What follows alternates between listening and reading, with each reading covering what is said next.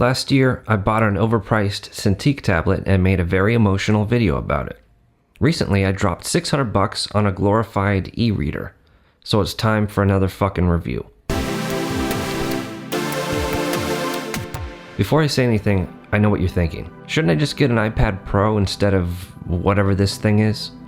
Yeah, the iPad Pro is a much better product in pretty much every way, but the ReMarkable tablet is really interesting and I want to talk about it. ReMarkable's whole gimmick is that it claims to replicate the experience of drawing on paper. Supposedly it feels better than any other device on the market.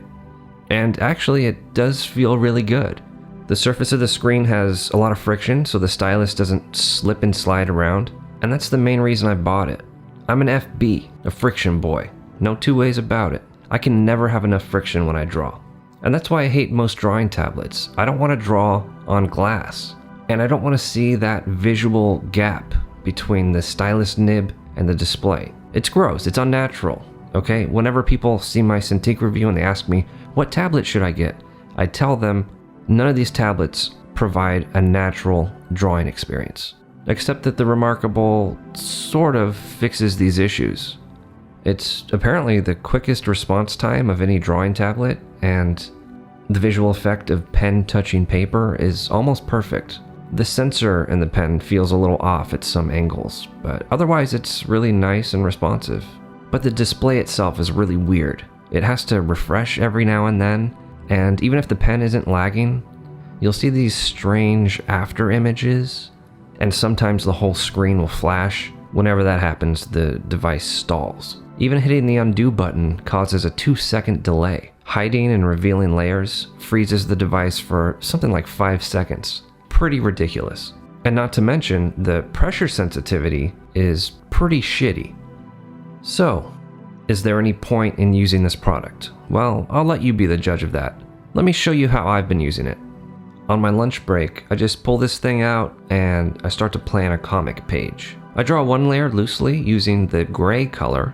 Gray and black are the only options here, and layers don't have opacity settings, so this is really the best I can do to get some sort of initial pencil sketch layer that I can trace over. I can use the transformation tool to quickly copy, scale, and rotate pieces of the sketch, and I really like this feature.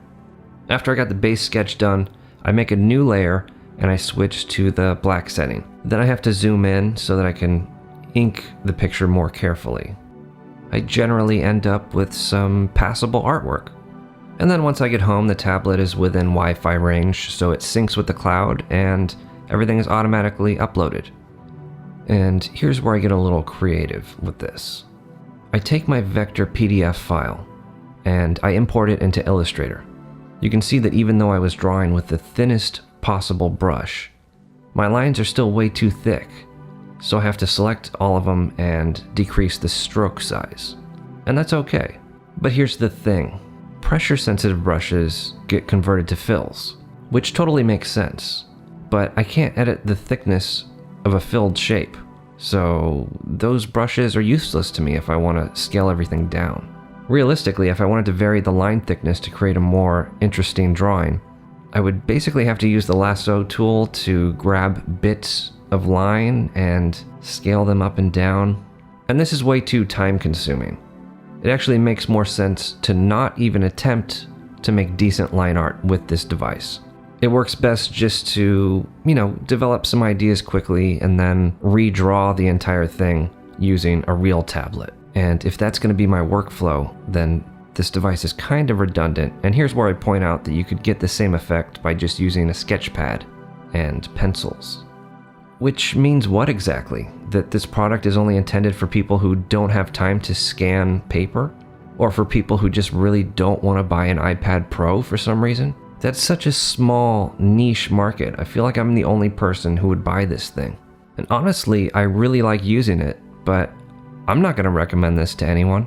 I will say you should keep an eye on this just in case there's a price drop or maybe an improved second generation. Because the technology is really cool, so there's a lot of potential here. I'd say if the ReMarkable can improve the pressure sensitivity, allow for finer details, and make the menus more responsive, you'd have a game changer. Maybe the best tablet on the market. But that's not what this is.